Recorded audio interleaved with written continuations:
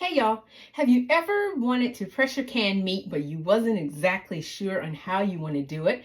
Well, in today's video, I am going to show you how to pressure can chicken drumsticks for long-term storage. It's safe, it's ready to use. You can put the jars in your pantry, and whenever you want a jar, you want some pre-cooked chicken or ready-made meal, you already have one in a jar. And there's an added bonus. You get a delicious chicken broth that is ready canned right along with your canned chicken. That is the recipe I'm going to show you today, so stay tuned. Don't forget to like and subscribe and leave a comment and let me know if you enjoy this canning video. I appreciate your support. Stay tuned.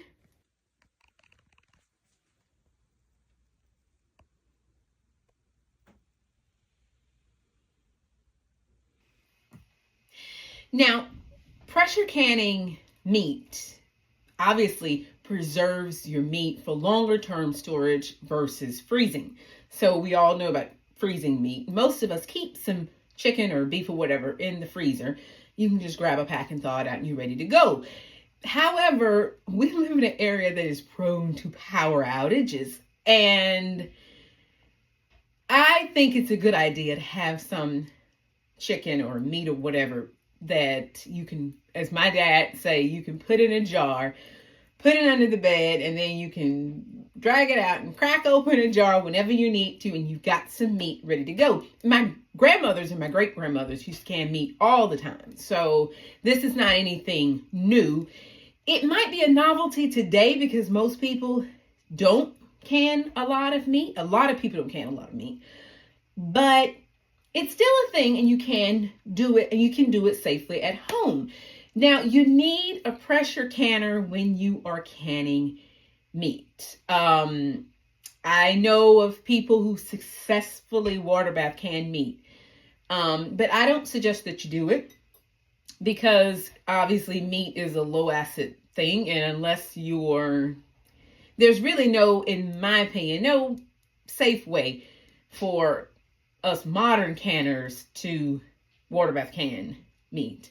My grandmothers did, great-grandmothers did. They didn't have pressure canners. They water bath canned everything, but those ladies knew how. And I don't know how, so I stick with a pressure canner, so you will need a pressure canner for this. By the way, all of the equipment that I'm using is the same basic pressure canning equipment that I showed you in my masterclass, How to Can Potatoes video, which I'll leave a link right up here. And you can refer back to that. You don't need any special, no special equipment beyond what you normally use for canning. Now, you have two options when you are canning, chicken. You can either do a raw pack, which would be simply to just take raw chicken and put it in the jar and pressure can it that way. With raw pack, you don't add any liquid to it. You just put the meat in here, seal the jar, put in the pressure canner, and then the natural juices of the chicken come out, and that is your liquid. The thing with raw pack I don't like is I'm not a fan of raw packing meat, canning meat. And with ground meat, you cannot raw pack. You have to pre-cook ground meat if you're going to can it. It has to be hot pack, not raw pack. I just think it's better to poach the chicken and then add it to the jar, because sometimes if there's not a lot of liquid that comes out of your meat, whatever liquid comes out of your meat is what's going to be in the jar. Now with beef, this may work because beef and venison has a higher natural water content than chicken does. So you might start out with this amount of stew beef, and well, you would pack it full. Then of course the meat would cook down, and then you would have enough liquid. But you're really running the gambit as to how much liquid, because you don't know. So I'm just going to pre-cook my chicken in my Instant Pot. You don't cook it all the way through. If you cook it all the way through, you pretty much cooked it all the way through. And then it's going to cook for 90 minutes in the pressure canner. So you don't want to do that. You just want to kind of get it maybe 2/3 done. That's what Ball Canning book suggests. 2/3 done. it shouldn't be done. Like, obviously you can sit down and eat it, but it should not continue to be raw. Now, there's a couple ways you can do your chicken. You don't have to boil it or steam it in the Instant Pot or in a pot on the stove. You can roast your chicken, put it in the oven, roast it, and then proceed that way. And that gives you a little bit of brownness, a little bit of color. I'm not fussy about that. I prefer to use the Instant Pot. And my reason why is when you cook your chicken and when you start pre-cooking it in the Instant Pot, you can also make a delicious chicken broth to then pour over your chicken, because when you hot pack, you pour the juices or a broth over the canner, over the chicken in the jar, and you fill it up to whatever limit you will be filling it up to. So, because you can't just put the pre-cooked chicken in and don't add any extra liquid, because you've already pre-cooked, and whatever liquid has came out is what's going to be in that meat. And if you don't add it to it, you just end up with dry chicken in your jar. So when you hot pack chicken, you must cover the chicken with a liquid. So normally you could use water or you can use a ready-made stock. Since I'm going to be pre-cooking it, I'm going to go ahead and make a stock with the chicken that's cooking while it's cooking, because you're kind of like doing double duty. So now I have my jars already washed and sanitized, and I did sanitize the jars. Normally, if you're pressure canning, you don't need to pre-sanitize your jars. And, you know, where with water bath canning, you boil your jars for 10 minutes to sterilize them. I didn't boil them, but I did dunk them in a tall canner full of boiling water. I just dunked the jars in there just to make sure they're sterilized. So they are sterilized jars, good to go. Now I'm going to go ahead and get my chicken into my Instant Pot and let that start cooking to 2/3 way. And I'm going to leave the skin on. You can take the skin off if you want to, but I'm trying to keep this as less fussy as possible, so I'm just going to leave the skin on. So here I've got my Instant Pot ready, and I'm going to go ahead and grab my pack of chicken. I'm using chicken legs, we call them, drumsticks, you may call them, and I'm just going to put them in and start steaming them in the Instant Pot.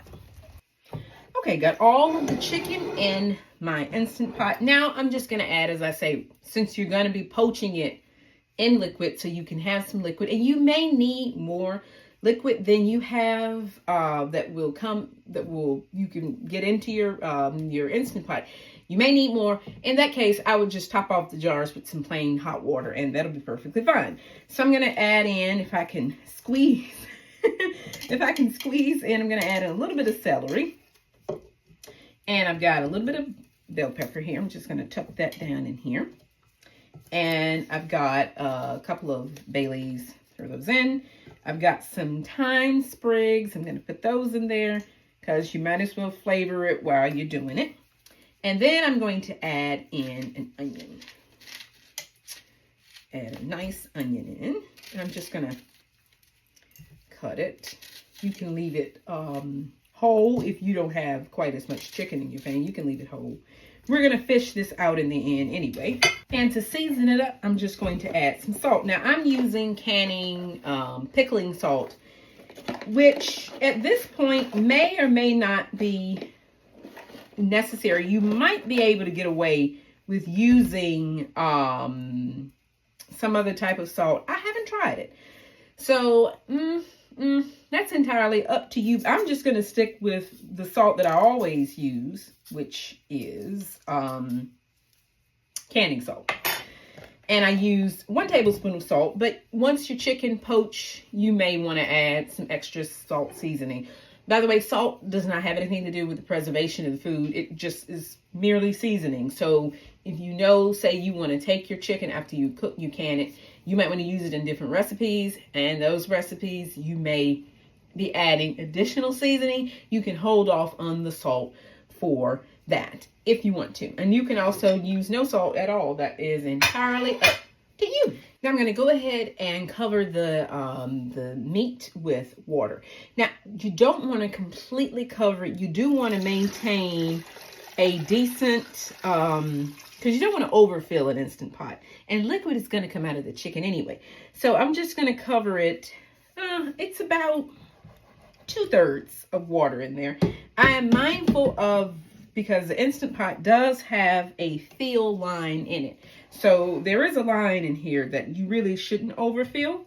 So it's a maximum fill line. If you could see in there, I'm just stopping my liquid at the maximum fill line, because you need to leave room for the liquid that's going to come out of the chicken to finish filling the pot.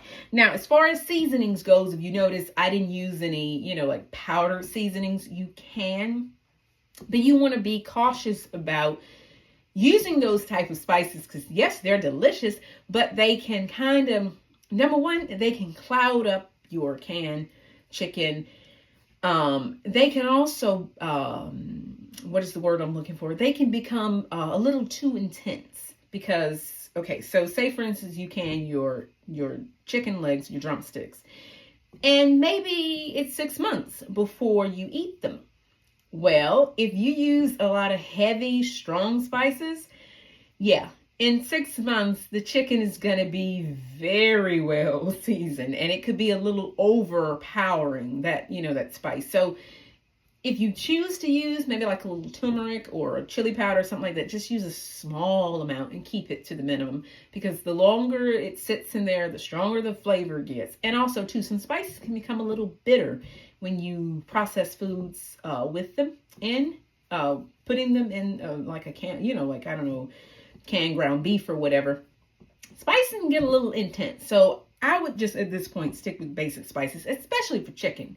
If you're canning chili, you may want to use half the quantity in your ground beef of spices that you would normally put in your chili. And then when you get ready to eat it, you can always add in whatever additional spices. So I'm going to go ahead and put my Instant Pot into the Instant Pot canner, pressure cooker. And I'm going to go ahead and cook this chicken 2/3 of the way. We're not going to cook it all the way, just cook it 2/3 of the way.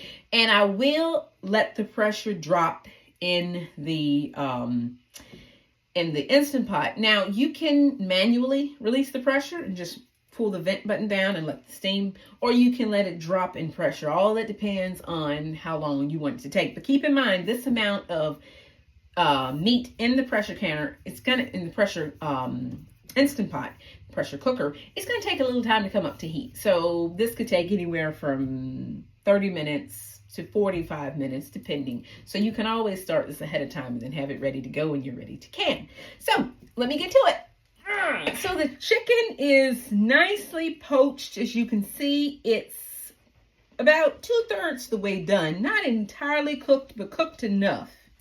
So you don't want to overcook it at this point. So go ahead and fish it out. You do want to keep the chicken broth hot, because you need to ladle hot broth over the jars. Now, for a hot pack method, the water in your pressure canner or your water bath canner or whatever you're doing has to be hot. You can't put hot broth into jars and then put it in cold, or that. You can't do that. Your jars can crack. You may not notice them cracking, but they can crack. So keep this hot, and have your canner, your pressure canner, have some hot water in your pressure canner. Just follow the same directions for the amount of water in your pressure canner that I showed in the masterclass video on how to can potatoes. All right, so in here I've got a nice pot of chicken broth. Now, if you need more liquid, just add some hot water to your jars. So have some extra hot water ready to go. Now, I have to say I am blessed and spoiled in that I have a wood stove, and I do have a large pot of water, full stock pot of water on my wood stove heating, so I have hot water ready to go all day. But if you have an Instant Pot, if you have another pot that you can put on the stove, or indeed if you can use your Instant Pot and fill it up with water and have some hot water handy to go whenever you're canning, that's always a good idea. So now it is time to get the chicken into the canning jars. Now, you do put it in meat side down. And I'm guesstimating, I put on gloves because I figured I'd have to get my hands involved somewhere. I am estimating it'll take right around 3 legs per jar. Or 4. Okay, so I've got 4. However you do it, you want to make sure that you push it down into the jar. And now let's try that with the wide mouth jar. Just put it in like that. And like that. And like, well, that's a large piece of, that's a large leg. And I think maybe, ouch, that's hot. Maybe one more, or maybe not. Okay, those were fairly large pieces. So I got 4 for that one and 3 for that one. So you average right around 3 per jar. So that's a good way to know. And I figured it would take about 3 per jar. Okay, so that figured out about quite how I figured. Now at this point, you kind of want to start working quickly because you don't want this to start cooling down before you put it into your canner. So I'm going to go ahead and quickly ladle my hot stock over my chicken. And I'm not filling either jar completely full because I want to make sure if I do need a little bit of hot water, I want to make sure each jar gets some of that chicken broth, and then I may have to top off a jar with some water, but you don't want one jar to miss out on all the chicken broth. You know what I mean? So I'm just ladling some of it in and then just keep going with the hot water if I need more. So nobody misses out on that rich stock. Okay, that is done. Okay, now we can just finish filling the jars to the appropriate headspace with just plain hot water. All right, so we need about 1 inch headspace. So some water, some boiling water to top this off is definitely required. So here I have a little bit of, this is just plain white distilled vinegar, and I'm going to soak a rag and just squeeze it out. And I'm going to use it to wipe the rim of the jars. Now, the reason why you do that is it helps you get a nice seal. It also makes sure that there's no chicken juices hanging around on the outside of the jar. You know, nothing funny hop into the jar. So that's a little piece of onion. If anything's stuck on there, you do want to kind of clean it off. So just wipe it with plain white distilled vinegar right around the rim of the jars. So I've got some regular mouth and some wide mouths for my regular mouth jars. There's no need to sterilize these, by the way. Okay. And my wide mouths. And just put them on fingertip tight. So back to canning. If you're doing quarts, it's slightly, if you're doing pints, it's slightly less. If you're doing a mixture of pints and quarts, pressure can it to the amount of time for the largest jars. The little jars is just going to have to stay in there with the big jars.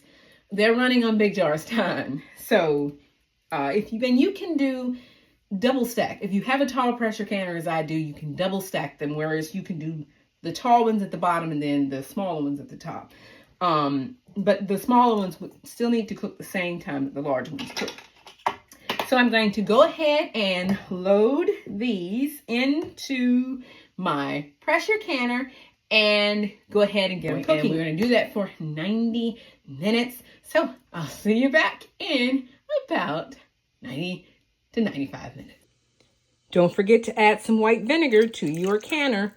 This prevents your jars from becoming, your liquid in your jar from becoming cloudy, and make sure that your jars come out of your canner nice and clean and clear looking. And now we let the pot come up to the boil and let the steam vent out And then we'll let the steam vent for 10 minutes, and then we will start the pressure building process. Okay, so the canner is venting. If you listen, you can hear. So now it's time to go ahead and set the timer for 10 minutes and let that steam vent out of the pot. Your pot is letting off steam. So let it let off steam, give it its time, let it do its thing for 10 minutes. Okay, so the 10 minutes is up. I'm gonna watch my arm because this canner is very hot. Okay. Now, I'm going to go ahead and add my weight. And now, my pot is going to start building in pressure. Now, you'll always notice there'll be a little, the gauge will never be sitting dead on 0 because there's enough, just the simple steam will kind of move the gauge a little bit, but it won't be like pressure in the pot. So now I'm just going to let my pressure build up in the pot. And we're aiming for 11 pounds of pressure. So that's 11 pounds PSI. Okay, so the canner has reached 11 pounds. We are spot on 11 pounds of pressure. So now I'm just going to, being very careful, I'm going to turn my heat down to low. There we are. And at this point, I'm going to start timing. So, watch my arm. Set my timer for 1 hour and 30 minutes. Now, remember the rule. If your pressure drops at any point, pause your timer, bring your pressure back up to 11 pounds, and then resume. That's the best word. Resume your timer. So I am just going to sit here and babysit this canner for 1 hour and 30 minutes. Okay, y'all, so we have 12, 10, 9, 8 seconds to go. 5, 4, 3, 2, 1. Woohoo! There she goes. Whew. Thank you, Jesus. We're done. We can shut off the heat.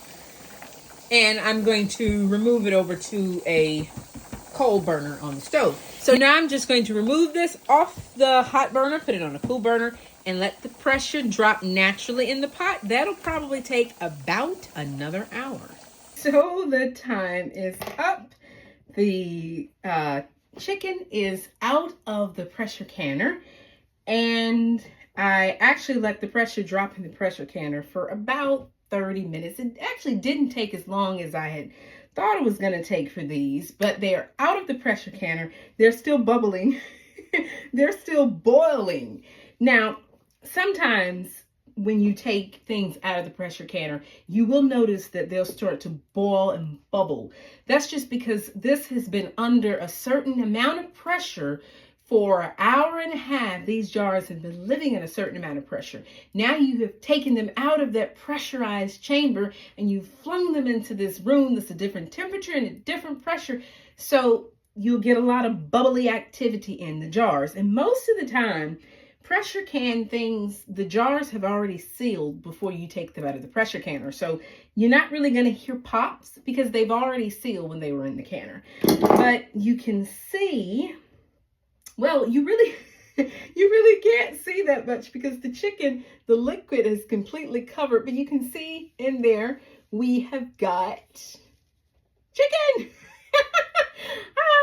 Thank you, Jesus. And the best of all, inside each one of these jars is not only delicious canned chicken that is safe to put in the cellar for future eating, you also have a delicious canned jar of chicken broth.